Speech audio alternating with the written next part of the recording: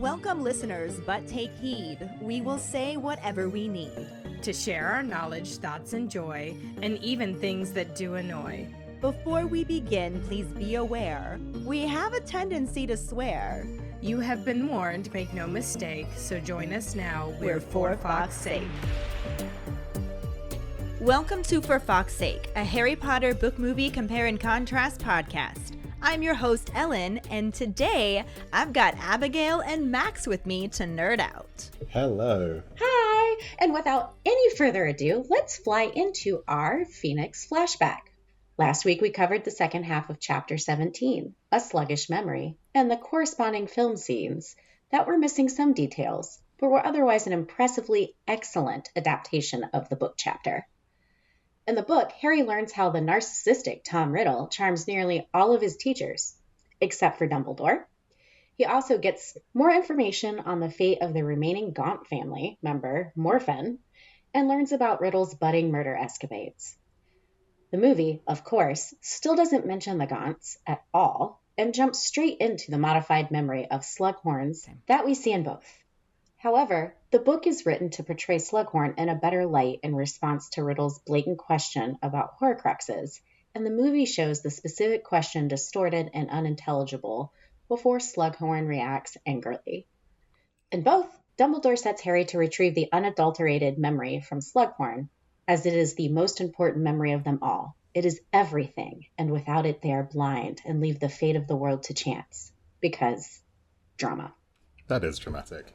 During episode 227, Coach Dumbledore, our Potter pondering was, why do you think Fawkes gave the low musical cry when Dumbledore tells Phineas Nigellus he wouldn't expect him to understand why Harry can get the memory from Slughorn better than Dumbledore?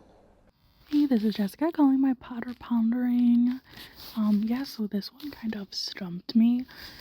Perhaps because Dumbledore is showing Harry loyalty, coming to his defense in a way, but also saying he's better than Dumbledore himself in a way, to a former headmaster of the school that probably never had a close relationship like that with one of his students. And because at this point Dumbledore kind of regards Harry as being his son, like, in a way. So maybe that has to do with it. But no, I really don't know. Hey guys, it's Jackson here with my Potter Pondering. It's a really interesting question. Why did Fawkes give that low cry, that low note? I mean, we know that what Phoenix Song does for people. You know, it increases the courage and that of the good while increasing the dread and the sadness of people who are evil or feeling sad. I don't know. I mean, I think that Fawkes may have been conveying some of Dumbledore's faith in Harry, in a way. You know, compounding it. When Dumbledore says he wouldn't expect Phineas to understand why Harry would do a better job of getting that memory than Dumbledore, maybe it was just Fawkes' way of saying Harry's the one who can do this. And he was just strengthening that. We do have one response from last week. I have no idea how it happened, and I apologize, Kendra. Somehow your voicemail slipped through the cracks, but I found it, and I'm including it in this episode so everybody can hear your thoughts. Hi, this is Kendra, and I'm leaving my Potter pondering. The question was, do we think that Dumbledore should have told Harry the truth about Snape and Draco? And this is the last time I read the books, I actually had a whole thought process on this. I don't remember if I can remember it all, but I do actually think it was the weirdest answer from Dumbledore because, he doesn't give Harry any reassurance at all. And there's no reason, plot-wise, I can think that he couldn't have, except for, obviously then it does make up most of the book what Harry does because he thinks that no one's paying attention to Draco. But still, at the end, it wouldn't have stopped. I don't think it would have stopped Draco from bringing all those Death Eaters in, causing all that trouble, Dumbledore dying. I don't think it would have changed anything.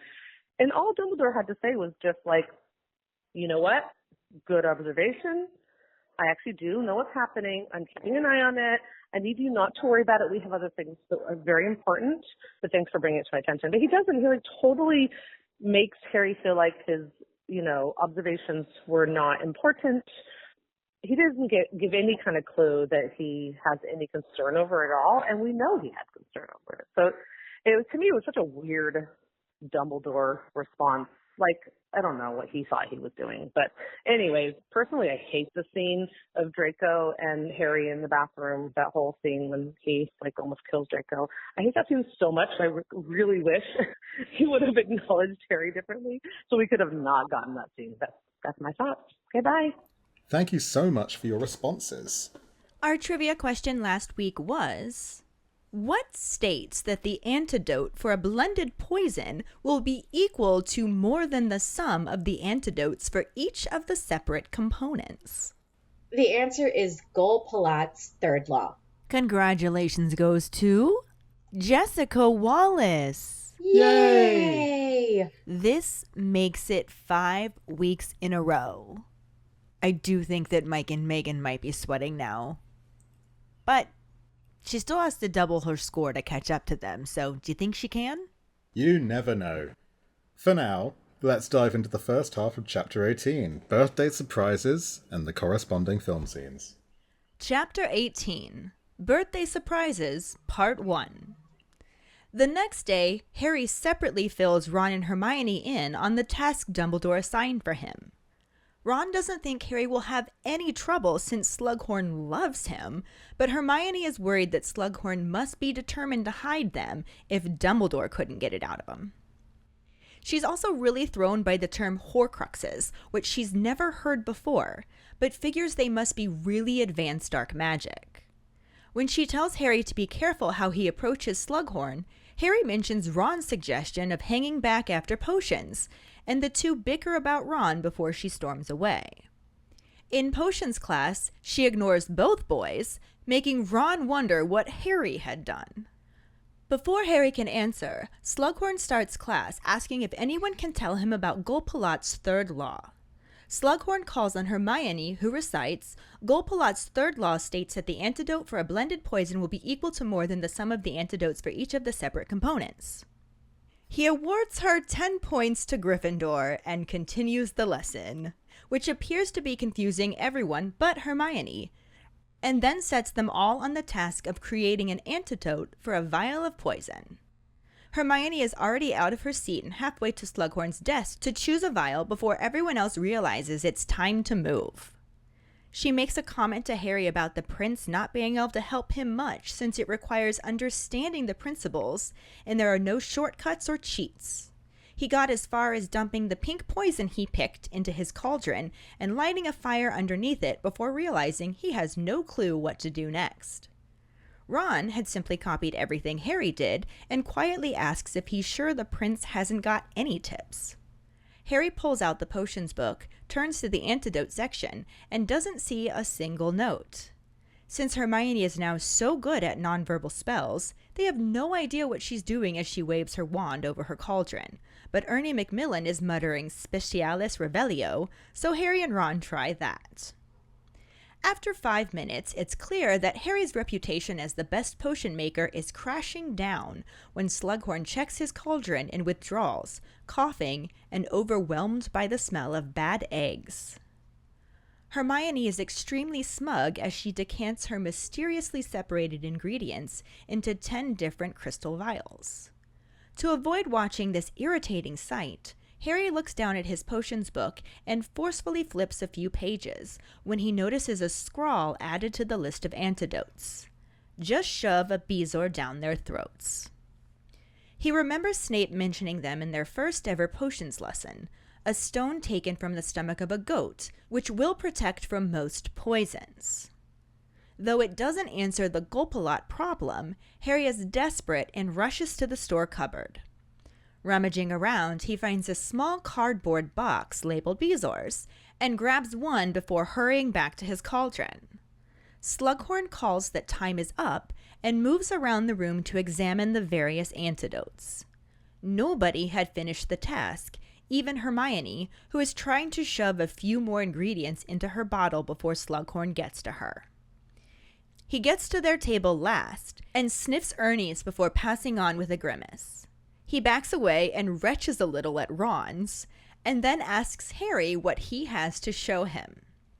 Harry holds out the bezoar, and after a full 10 seconds, Slughorn bursts out laughing. He's impressed by Harry's nerve and again compares him to his mother, admitting that he can't fault him since a bezoar would act as an antidote to all of the poisons. Hermione is livid since her potion has 52 ingredients, including a chunk of her own hair, and Slughorn only has eyes for Harry. Through gritted teeth, she asks if he thought of a bezoar all by himself, and Slughorn answers for Harry.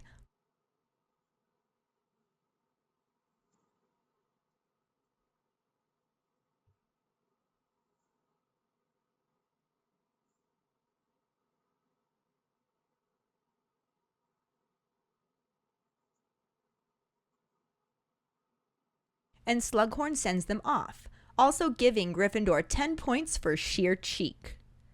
Harry dawdles as everyone else packs up, and neither Ron nor Hermione wish him luck as they both look annoyed. When he's the only student left, Slughorn tells him to hurry along so he won't be late for his next class. Reminding himself of Voldemort, Harry says, "Sir, I wanted to ask you something." Slughorn tells him to ask away, but when Harry brings up Horcruxes, he freezes and asks what he said. When Harry repeats himself and begins to explain, Slughorn cuts him off, whispering that Dumbledore put him up to it.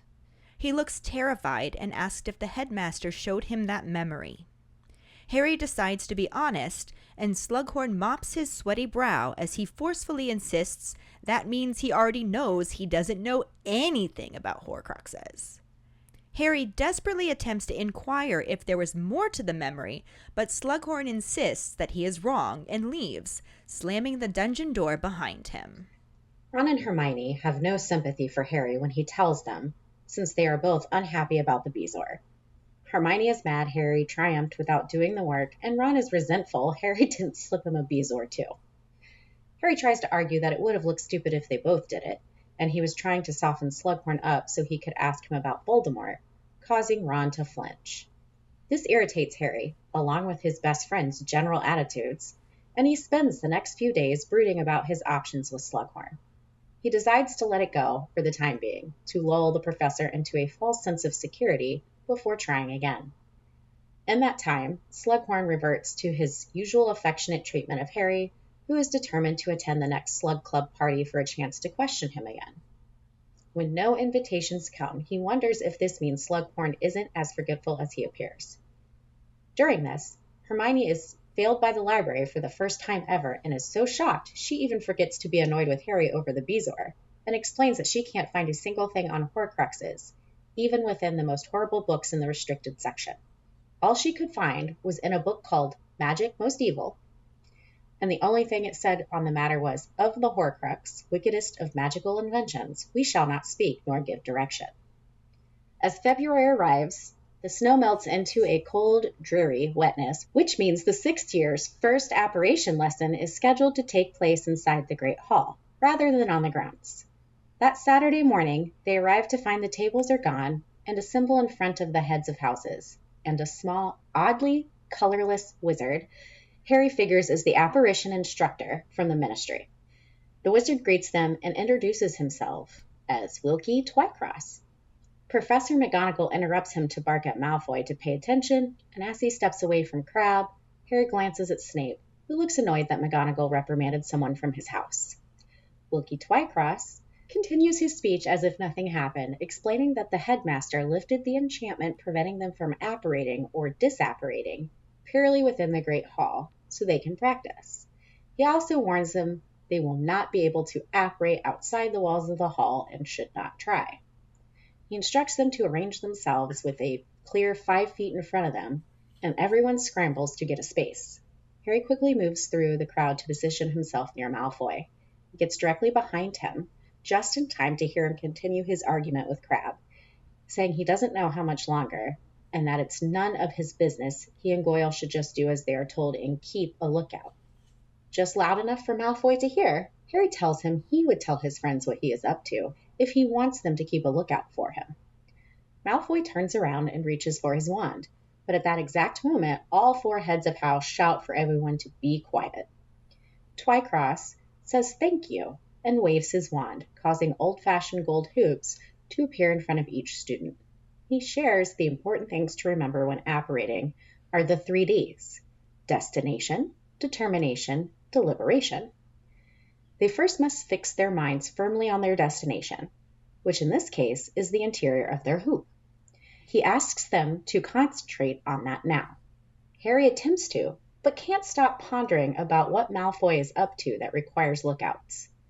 Step 2 is to focus their determination to occupy the visualized space, letting the yearning to enter the space flood the entire body.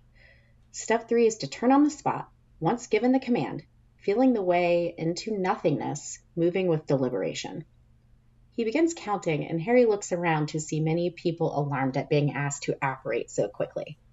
He attempts to fix his thoughts back on his hoop, but has already forgotten the 3Ds. On 3, Harry spins and nearly falls over. He isn't the only one, as the hall is suddenly full of staggering people, including Neville, flat on his back. Ernie did some kind of weird pirouetting leap into his hoop and looks thrilled until he sees Dean Thomas laughing at him. Twycross doesn't seem to have expected anything better and tells them to get back into their original positions. The next couple of attempts aren't any better, and on the 4th attempt, Susan Bones manages to apparate inside her hoop, but leaves her left leg behind. The heads of house immediately approach her, and with a bang and a puff of purple smoke, she is reunited with her leg, but sobbing and clearly horrified. Twycross explains that splinching happens when the brain isn't sufficiently determined, saying that they must concentrate continuously on their destination and move with deliberation. He demonstrates turning on the spot and reappearing at the back of the hall, then asks them to try again. We don't get any of that. So the movie section starts out with Harry creeping up on Slughorn's dungeon classroom as he finishes a lesson on antidotes, saying he will tell them more about Bezoars in their next class, and then sending them off. The group of students head out of the room, and Slughorn turns around to see Harry, greeting him as the Prince of Potions himself, and asking to what he owes the pleasure. Harry tells his professor he wonders if he might ask him something, and Slughorn jovially tells him to ask away, calling him dear boy. Directly quoting Voldemort from Slughorn's memory, he tells the potions master that he was in the restricted section the other day, and came across a rare piece of magic. Looking slightly concerned, Slughorn pauses packing up his belongings and asks what the rare magic was. Since Harry never heard the name in the distorted memory, he says he's forgotten what it was called, but that it got him wondering if there are kinds of magic they aren't allowed to teach them about. Slughorn continues shuffling around to get his things together, and dodges answering by saying he is a potions master, and his questions would be better posed to Professor Snape. But Harry explains that the two of them don't exactly see eye to eye. He again quotes Voldemort from Slughorn's memory, and says Snape isn't like him, and might misunderstand. Slughorn looks even more concerned now, and tells Harry there can be no light without the dark, but he strives to live within the light and suggests he do the same. As he turns to walk away, Harry just flat out asks if that is what he told Tom Riddle when he came asking questions. Slughorn turns back around and asks if Dumbledore put Harry up to this. When Harry doesn't respond, he turns again and strides out of the room without another word. The scene transitions with a knock at the door. Slughorn opens it, asking yes. When he sees Harry, he stutters through telling him he is busy at the moment and closes the door again, locking it several times. Okay, movie, way to shoehorn in the Bezoars so that they were mentioned before they were needed in the next scene. It's really interesting to me that they're like, we'll at least mention them, but in the book it was Harry's lesson, and he specifically used one, and this wasn't even Harry's class. Harry's just like creeping up on his potions class. Yeah. I mean, it makes about as much sense as Harry knowing exactly what to do with a Bezoar in the book. Because reading just shove it down their throat doesn't make you a qualified medical professional, in my opinion. No, and we'll talk more about that when we get to that part of the chapter, obviously, but at least he had that much direction, because that is basically what he does. Like, and it seemed to work. It was definitely better than Slughorn, so.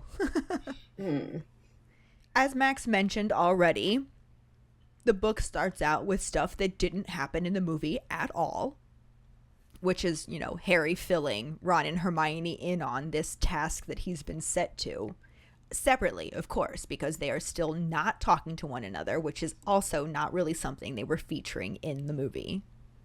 There was like general awkwardness. Yeah, it was more like they were forced to be around it, like exes. Yeah. Two people who broke up, but they still share the same mutual group of friends, and they're being forced to be around each other during this awkward time. Yeah, they were really trying to hammer home that point in the movie rather than in the book. Of like, we can't even show them near each other. Another thing that the movie just couldn't do at all, which wasn't necessarily the worst choice they made, but Hermione is trying to figure out what a Horcrux is. She's never heard of it before. She's literally researching it in the library, but she has the word. In the movie, they distorted it so much that they don't even know what Harry's asking Slughorn about at this point, which Dumbledore knows what Slughorn was being asked about. Like, you'd think he could have at least given him the word in the movie so that Harry wasn't like, oh, I don't remember what it was called, but it just got me thinking. Yeah. I mean, I do think the movie did a good job of like getting the conversation rolling by saying, I honestly can't remember the word, but this is the larger picture I want to talk about, because honestly, in our day-to-day lives, that's sort of how it goes. I can't remember the word, but it falls under this general principle. Can we talk about that? Especially the older you get. I don't remember what word I'm trying to say. But, yeah, it's basically this. And it brought me to this, so let's talk about this. I think we also call that ADD. Oh, well, yeah, clearly. I don't think it flows particularly well in the movie to have, like, Harry say, are there, like, bits of magic you aren't allowed to do? Just like, he knows that there are bits of magic. Like that's common knowledge. Yeah, but in this case, he's not saying, is there magic we're not allowed to do? He's asking, is there magic you're not even allowed to talk to us about? Which is a slightly different question. It is. I guess. Basically, what the movie did not give us, instead it gave us this whole shoehorned thing of, let me just have Slughorn say Bezoar in passing while Harry creepily approaches his classroom, because apparently he doesn't have his own classes. And that is what replaced an actual class scene where they are learning about a much more complex potion theory than Harry has had to do ever before, ever. And there aren't any tips and tricks in his book that are overtly helpful in understanding a theory. He can follow directions fairly well, but when he hears something, especially recited at top speed by Hermione, Golpalat's third law states that the antidote for the blended poison will be equal to more than the sum of the antidotes for each of the separate components. I'm pretty sure most people go, huh? I have no idea what she said, but that was our trivia question. It was. So what I get out of this is that the blended poison means it's made up of more than one poison. So therefore, the antidote must contain some kind of antidote for each poison within it. In equal parts or equal measure. Yeah, that makes sense. At the minimum. Yes. Because it says equal to more than. It was a very Ellen way of answering it, though. Really fast and specific. I was really thinking about that a lot because it is a lot of words and it's not meant to be super clear to the reader. This is something that we're all supposed to be sitting there going, huh? As Harry and most of the people in the class seem to be. I mean, that is the theme for every single teacher explanation in a Hogwarts class. It's never simple. It's like Wilkie Twycross saying that you're... I mean, what is it? It's the 3Ds, isn't it? Yeah, yes. It's like Wilkie Twycross saying... Destination, determination, deliberation. Which means nothing. That is... Oh, but it does to me. And then he does literally explain it using the same words. Like, he's defining the words with the word. Yeah. Yeah. It was a terrible explanation. Think constantly of your destination in a deliberate manner. Like... Yeah. Or how about really concentrate on where it is you want to go and put everything into your being into doing that. Yep. Which I like to point out, this is why the Weasley twins passed the first time around, because that's how they operate all of the time. Oh, absolutely. Yeah. That's perfect. It really suits ADHD characters. I bet we'd all be really good at apparating. Oh my god, I want to go there, and then you are there. Which is an issue in itself. I also feel like because of concentration issues, we probably would leave body parts behind a lot, though. And then it'd be like tracking down, where the fuck's my toe? Oh god. Yeah. I found Abigail's head and her torso, but her arms and legs are in different parts of the country. God damn it! I lost my middle finger. What am I going to do the next time I'm pissed off at somebody on the road? Use your words. Your other middle finger. I mean, it's very rare that we don't use both at the same time, so I get it. Anyway, back to our potions class. Even Hermione is extremely smug about this because she knows the prince is not going to be that useful to Harry. And she does understand Golpalot's law. So she's just like, oh, I got this. Good luck, Harry. And it's so funny because it's even to the point. Slughorn's assignment is that they just get a poison. And then they have to determine what all is in the poison so they can create an antidote for it. I feel like I would have been good at this. Yeah, deconstruct the poison and then construct your antidote. Exactly. But when he tells them to get started, everybody's still sitting there going, and Hermione's already halfway up to Slughorn's desk to pick her own poison to try and deconstruct. And then eventually everybody like, oh, we gotta get going. And they also mentioned that Hermione is so good at nonverbal spells now that she is even able to keep what she's doing secret so that Ron and Harry can't copy her like they would normally do. And when they see Ernie Macmillan muttering Specialis Revelio, they're like, oh, that looks impressive, and they copy him. And not that much is going well for them. It describes Harry's cauldron as smelling like really bad eggs, and Ron's just makes Slughorn retch later on.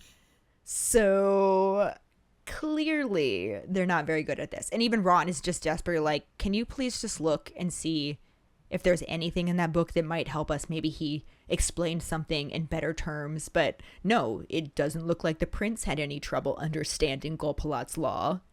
It was a blank page.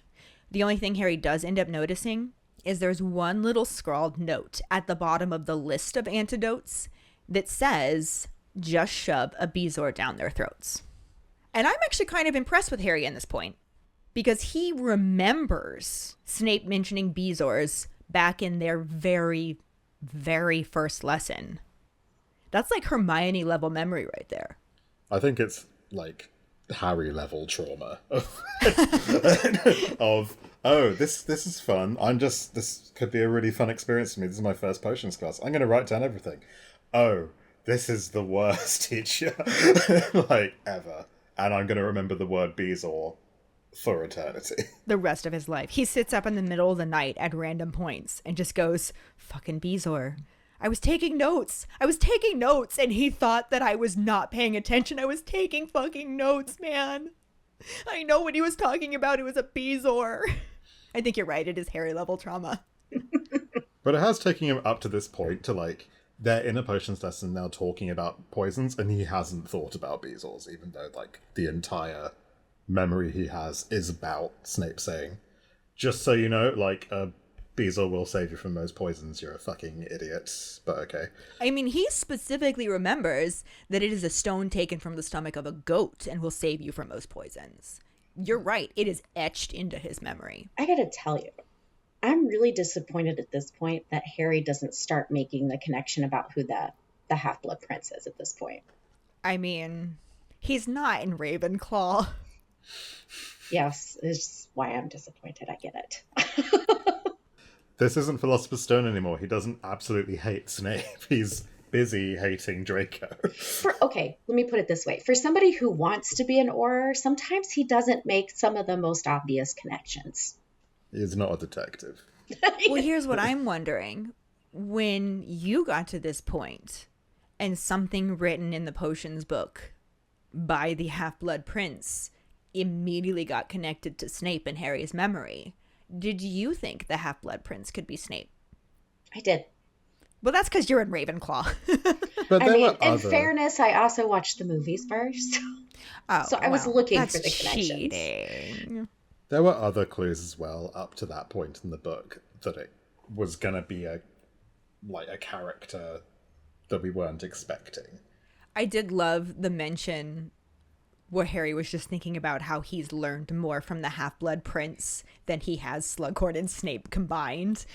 It is oftentimes in the book directly connected to him thinking about Snape right afterwards. Like, the clues are there. Mm-hmm. I did not pick up on them the first time, but I wasn't really reading it to try to at that point.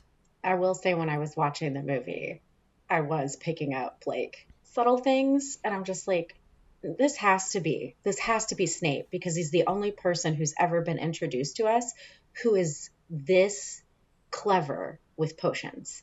Right. It should have been obvious when you look at it that way. Yeah. There was enough of the mystery revolving around what's Malfoy up to, though, that it's almost like the Who's the Half-Blood Prince mystery got shoved to the back of my mind. Well, also, it isn't like a book-defining mystery. Like, it defines the title, but it's not like it actually matters.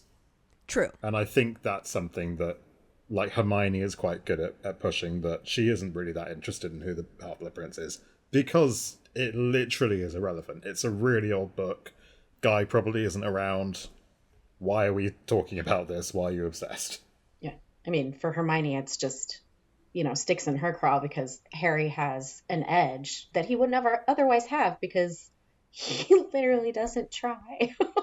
Yeah, and speaking of not trying but still getting an edge, Harry's just like, fuck it, this isn't working for me. I need to put Slughorn in a good mood. I'm gonna go find a Bezoar. And that's exactly what he does. He goes to the cupboard, he rummages around, he finds a Bezoar, and he just holds it in his sweaty palm until it's his turn to show Slughorn what he's got, and then he just shows him the Bezoar. This is what I have.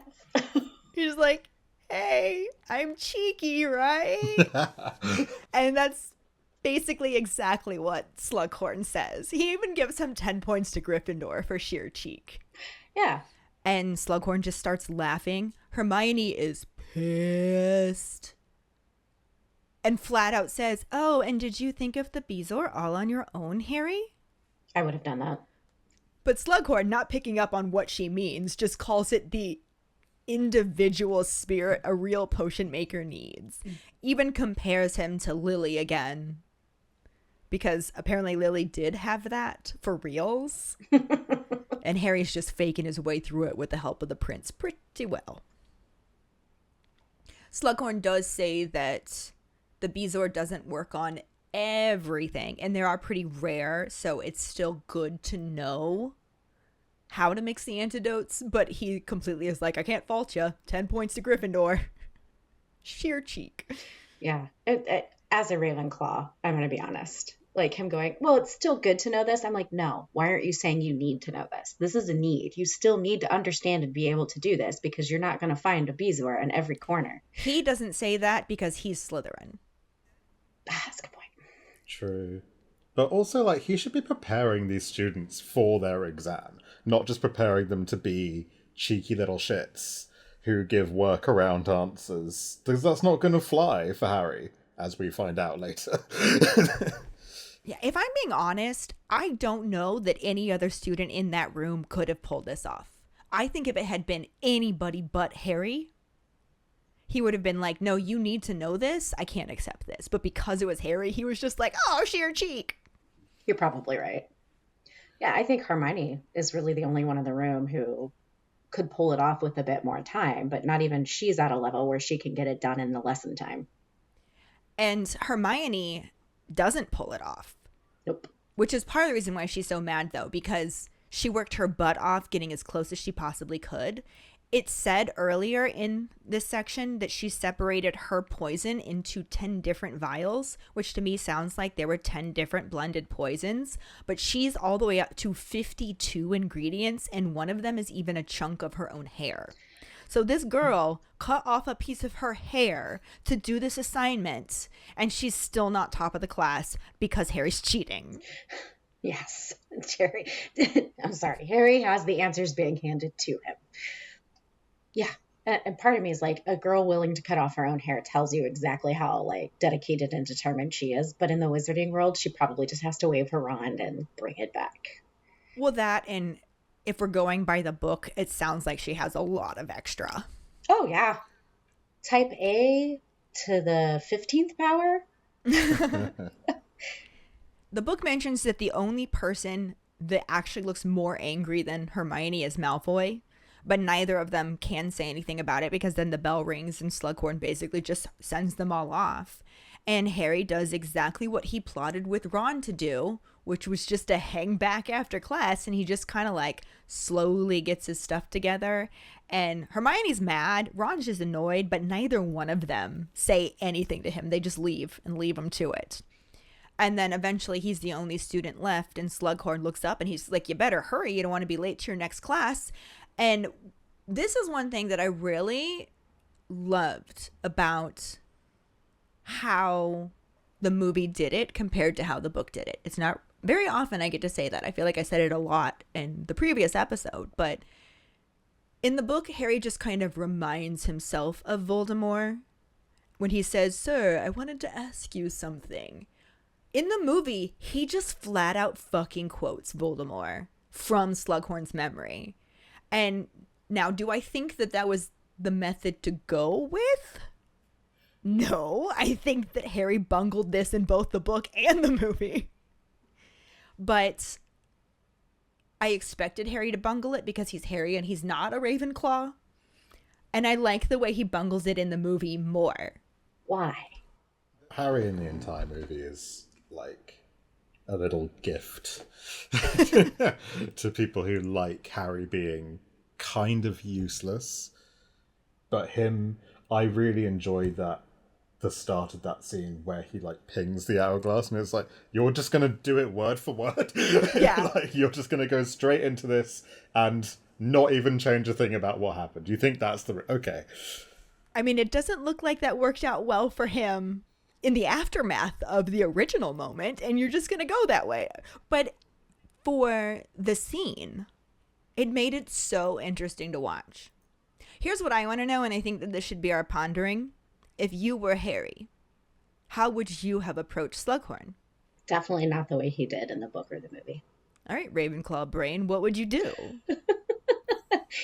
I probably would have taken some time, like Hermione, like, I haven't heard of this thing before. Or in the case, so if it's like in the book, I haven't heard of this thing before. Let me see if I can actually find a book in the restricted section. So I'm talking about building a story around it. So it doesn't seem like Dumbledore set me out to do his bidding. Like, that's me. I'm going to plan it that way. In the movie, I probably would have hung around after class, but I wouldn't have been like, ting, and brought up that own trauma response from Slughorn. I probably, again, would have done some research and been like, hey, I was reading this book and there's some sort of nuance or comment about how, like, they're not even going to talk about it. They're not going to provide instruction. Why? Why is this so bad that they won't even, it's like he who will not be named. What power do they think they're giving it if they even just define what it is? And maybe he would have been more amenable. And again, it wouldn't have been connected back to Dumbledore per se. Yeah. It's just like, I was just being curious. But again, as a Ravenclaw, nobody questions my curiosity. Right.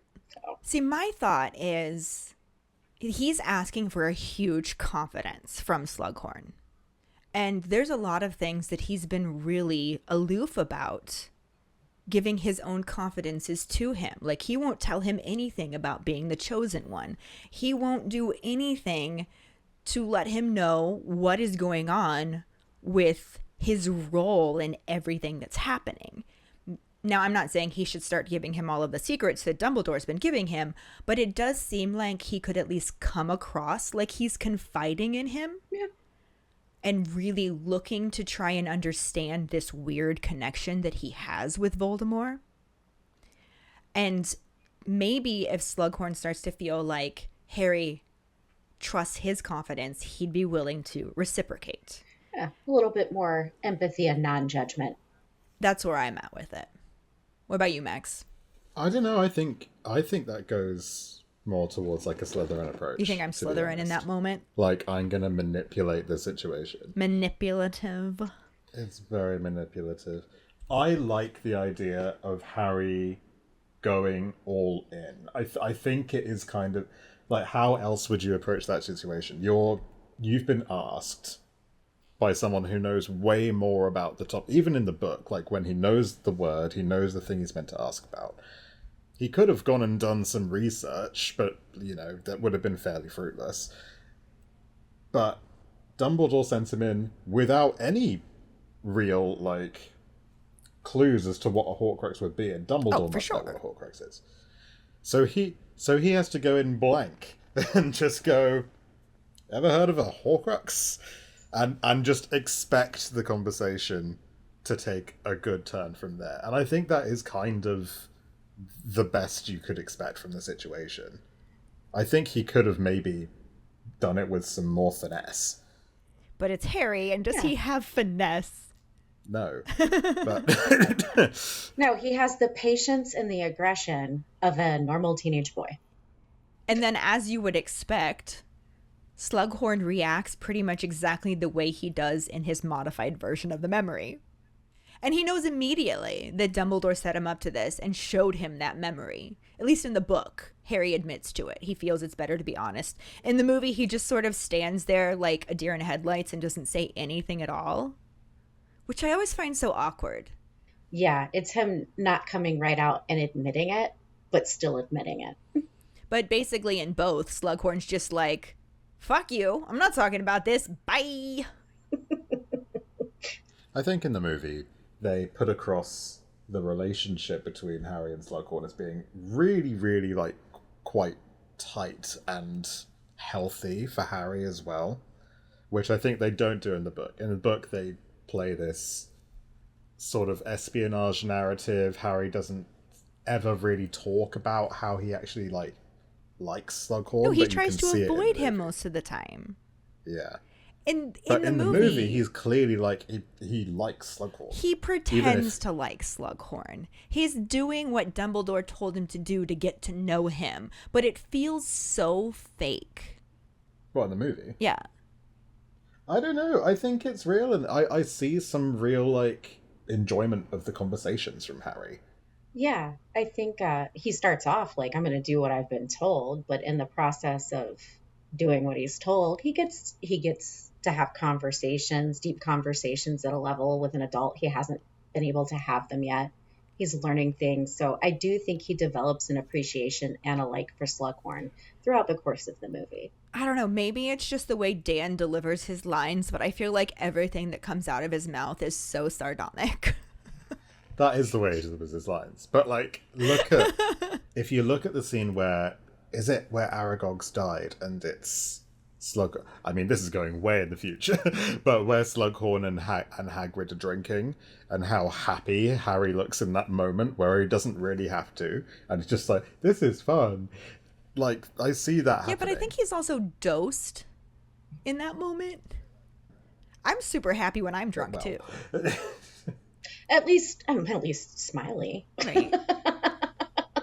So I don't know. I can see where you guys are coming from, but I don't know. I always got this feeling that Harry was just pretending to appreciate Slughorn, to be on his good side, because Dumbledore told him to.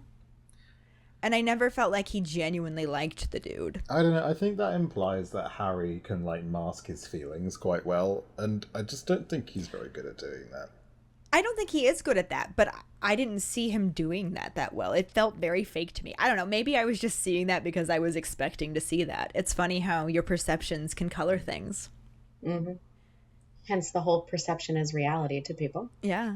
Anyway, Harry fails miserably on his first try, which I don't think any of us are surprised about. Not at We all. read the book. I don't think Hermione is surprised about it, because she didn't think that the direct approach was going to work well anyway. Mm-hmm. But she also isn't very sympathetic, and nor is Ron. Hermione, because she's still mad that he got top marks without actually trying. And Ron, who was just like, why didn't you give me a Bezoar too? Which, Ronald, Quit whining. I know you're not this dumb. Well, Ron doesn't even want to be in potions. Like, I appreciate Ron's personality throughout this entire book. Yeah, he's just there because of FOMO. Yeah. I mean, if you go by the movie, McGonagall basically made him go because he was having too much fun. You're having entirely way too much fun. How can we bring you misery? Here you go. Go to potions.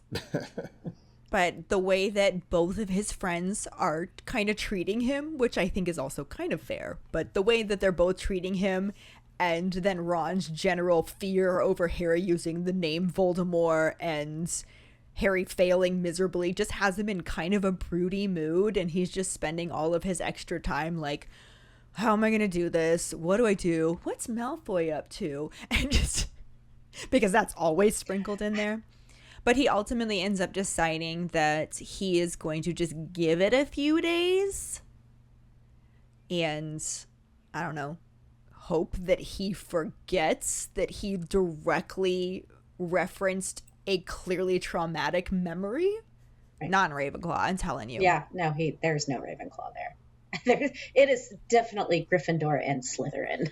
I think there's also this perception he has that people will forgive me because, like, he is starting to get this sort of, like, arrogance throughout the book of, like, I'm the chosen one. I'm great. Like, people love me, and he loves me. He's loved me forever. He's not going to remember this. This is fine. And then, but this is how it's affecting his friendships as well. Like, Hermione's really angry with him. Ron's really angry with him. Yeah, I'm sorry. Am I the only one who would have loved to seen a Mean Girls style scene between Harry and Malfoy when Malfoy just asked the question, why are you so obsessed with me? That would have been funny. It would have. We can still ask Tom to do it. Tom, Oh, that. if you're listening, just give us that moment on the side in your spare time because you have so much of it.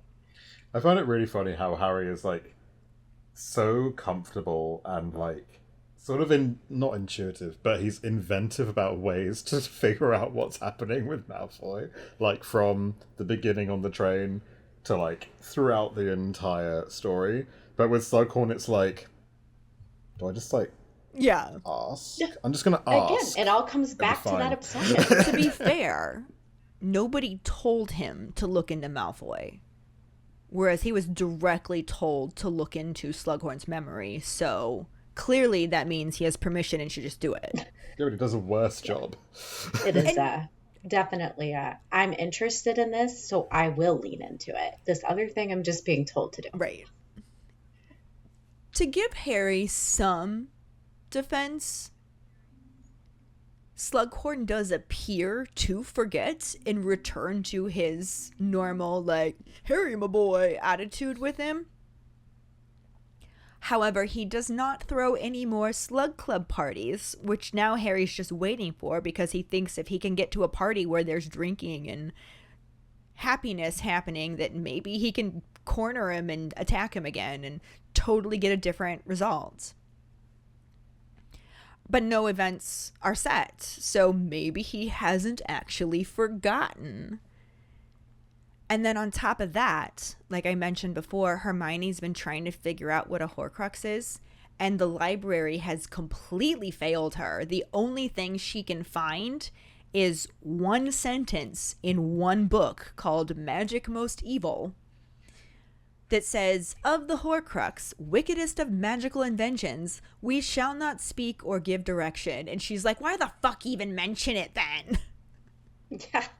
Yeah. It's like, prior generations know what Voldemort did, and they've erased how to do that from the record. So now cannot people not only replicate it, they don't know what it is or how to fix it. To be fair, I think the only person who knows he did it is Dumbledore, and it is Dumbledore who removed the books. Yeah. Well, I think Slughorn knows too, and that's why he's hiding the memory. I don't know if Slughorn knows that he did it. I mean, but he certainly knows that he gave him advice about it. Yeah, I think Slughorn knows. In his gut, he's like, that guy looks like a snake now because he did this shit. Yeah. He probably has figured that out in one way or another. What I think is really, he's not a dumb man. He's not Ravenclaw either, but he's still intelligent. What I think is really disappointing, one of you, or maybe it was both of you, mentioned already. Abigail, was that you that was like, we didn't get any apparition? Yes, in I'm the so movie? disappointed. I want to see these kids falling on the floor, spinning and falling. I just want to see it. Losing a leg. But yeah, we don't get anything about apparition like we do in the book, because it just kind of jumps to a little section where we're getting into February. It's no longer snowy, but it's really kind of gross and cold and rainy and dreary. So they are going to have their apparition lessons in the Great Hall and not on the ground, which makes way more sense to me anyway. Just seems better contained for something like that. So all of the 6 years that signed up, which I assume was really probably all of them, assemble in the Great Hall. You got all 4 heads of houses there. So that's McGonagall, Snape, Flitwick, and Sprout. And then there's also a wizard that they describe as being like weirdly colorless. He's just got like wispy white hair, super pale skin. And Harry kind of thinks that maybe this is what happened when you apparate too much. He almost disappeared. Such a fun little touch. Oh. But yeah, so he figures this must be the apparition instructor, who he is. Wilkie Twycross, which, Abigail, I have to say, on point with that pronunciation. 9 times out of 10, I want to say Twycross. Please Wilkie don't. Twycross. Please don't get back. Wilkie Yeah, Twycross. don't get back into my head, guys. I want to be screwing up every No, R I'm not joking. after Like, this. I really have to think about it. It's a weird Yeah, name. Wilkie Twycross. I apologize to anybody who may actually have the last name Twycross, but I do not know anyone with the last okay, name well that's Twycross. good because that's weird. I also don't know any Wilkies, but I'm sure that's short for something, like maybe his full name is Wilkinson or something. Yeah. I don't know. But he starts introducing himself as this Wilkie Twycross, and Professor McGonagall has to interrupt him to yell at Malfoy, who is having a whispered argument with Crabbe. And Harry glances over at Snape and sees him looking really annoyed and is pretty sure it's not because Malfoy was being rude, but actually because McGonagall yelled at one of his students. Which, I mean, that's probably accurate. Harry is not always very intuitive, but I think he's right there. And this entire time, Wilkie Twycross just keeps on talking like nothing's happened and says that the enchantment that prevents you from being able to apparate or disapparate within the Hogwarts grounds has been lifted on only the Great Hall, so they can apparate within the Great Hall, but can't go outside of it, and they should not try. Kind of makes me wonder what would happen if they did try. Like, would you get stuck in nothing, or would you just not be able to do it? I don't know. Yeah, see, I would have had a ton of questions. Like, why? Why shouldn't we try it? What will happen? I want to know the consequences before I make my decision about following your instructions. Yeah. But we kind of talked about this a little bit earlier already, as he just dives into this lesson with not very clear instructions. He does give them very clear, make sure you have 5 feet in front of you instructions, and everyone scrambles to get in their space, and Harry uses this opportunity to meddle the fuck out of Malfoy's situation, and he just bolts across the Great Hall and positions himself behind Malfoy, just in time to hear him resume his argument with Crabbe, and apparently they are bickering about something to do with him and Goyle being lookouts and it taking a long time. And Malfoy's just like, it's none of your business, just shut up and be a lookout like you were told. And Harry, not being able to keep his mouth shut at all, in any way, shape, or form, feels the need to say, loud enough for Malfoy to hear, I'd tell my friends what I was up to if I was asking them to be a lookout for me. not a Ravenclaw. But Malfoy doesn't have any time to retaliate because all 4 heads of houses yell for everyone to shut up. And they resume with the lesson. Like we said, all they get, destination, determination, deliberation. What does that mean? Well, focus on your destination. In this case, it is the hoop. He gives them that much. That's about the clearest instruction they got. They have to concentrate on their hoop. which is a struggle for Harry because he can't stop thinking about what Malfoy is up to. Well, he can't see very well. Step 2 is focus their determination to occupy the visualized space. Not focus really hard on your hoop. See yourself there. Yeah. No. That's really what it is. Yeah, see yourself Look there. at your Not hoop. that.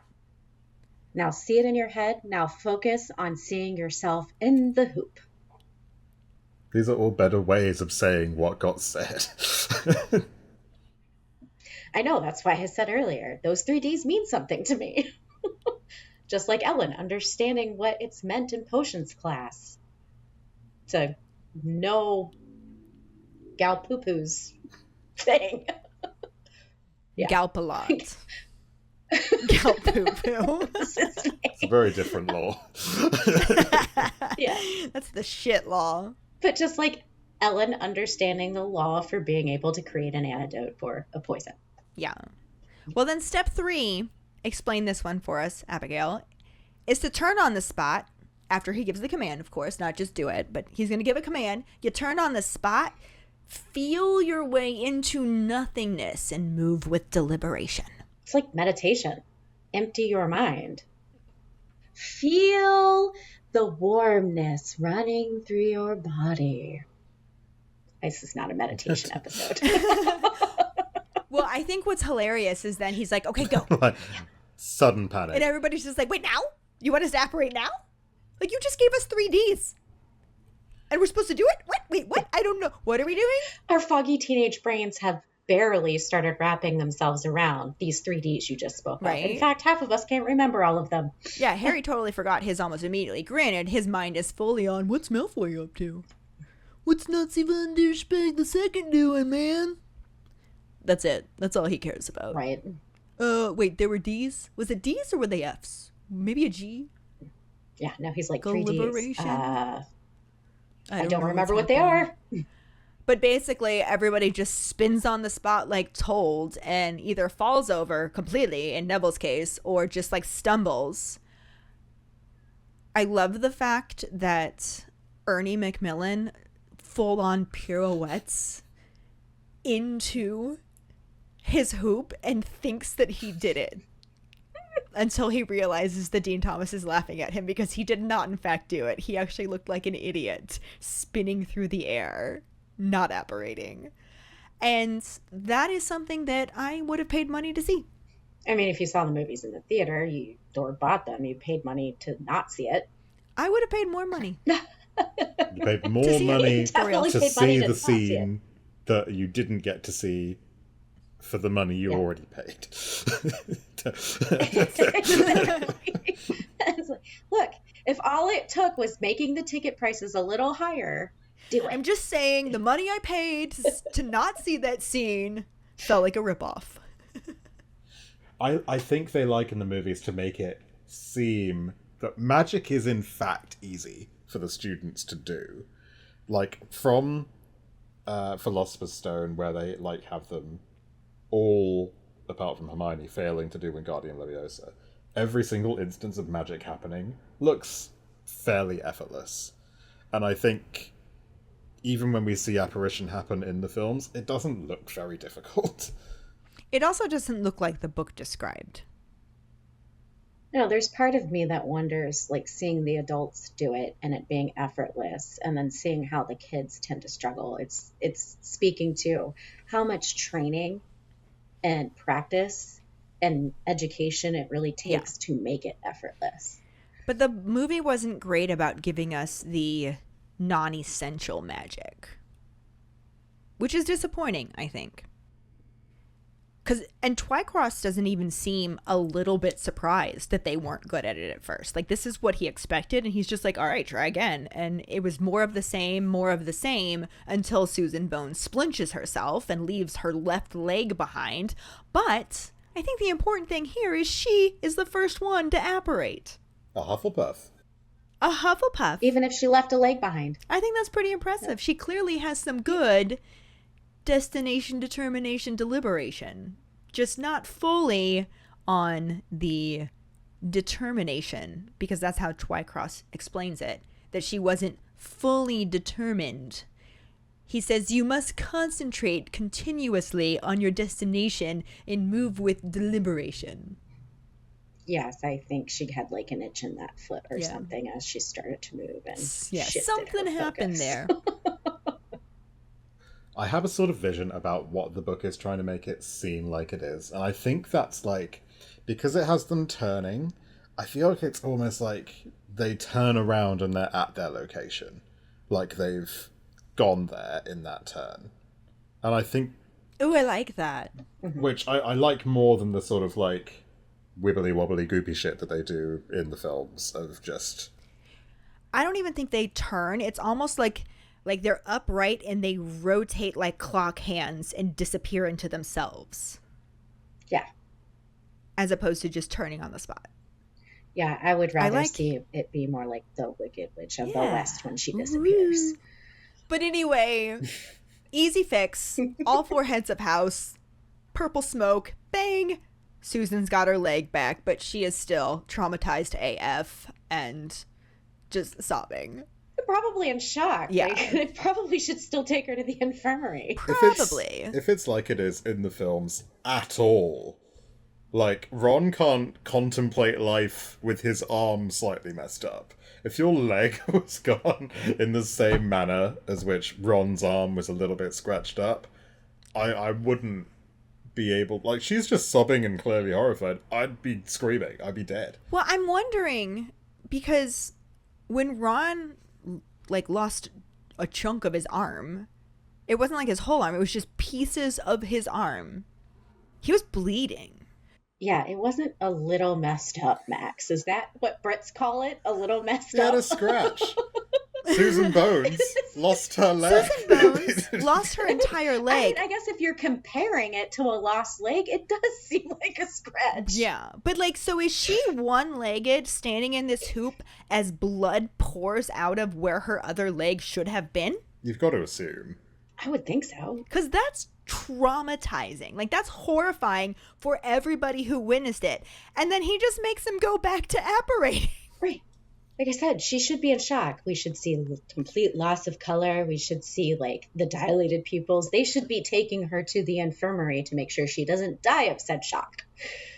And maybe the rest of the students should get the rest of the afternoon off for the same reason. Nope, Twycross just says she's not determined enough, and he demonstrates apparating from the front of the hall to the back of the hall and just goes, try again. Fuck you. I could do it. Right? This is what it was supposed to look like. Take your legs with you. Yeah. Don't that's leave your self. legs behind. Or And any that's- other body part. You know, where we cut off the chapter, which we didn't get any of in the movie. We did get one little scene after the whole fiasco of him trying to ask about, I don't remember, where he just goes and knocks on the door.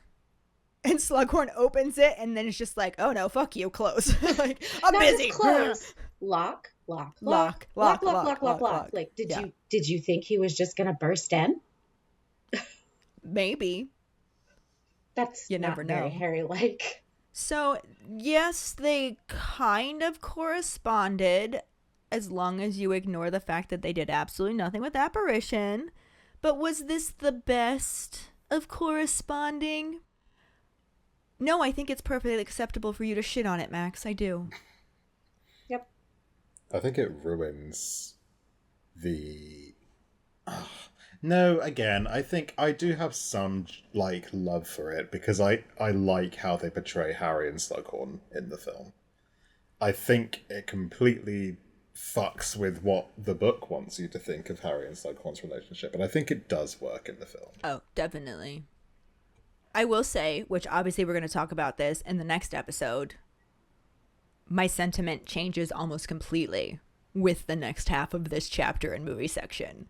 So let's just wrap this one up so we can get to talking about that one, because it's so good. Mm-hmm. And because it's pretty much just Harry and Slughorn in this section, we don't have any new actors to talk about. And let's go right on into our Potter Pondering. Yes, our Potter Pondering this episode or this week is If you were Harry, how would you have approached Slughorn about the real memory?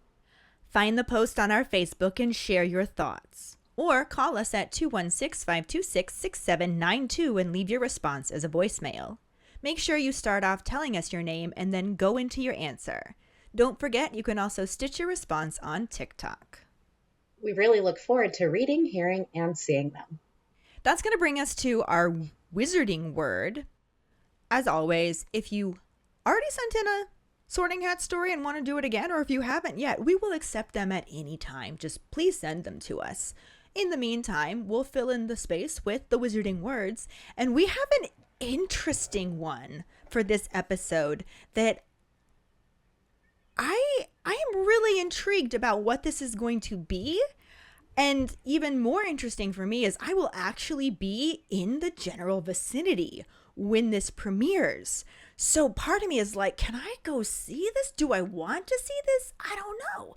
But it is a play about the author called Turf, written by an American playwright and screenwriter, Joshua Kaplan.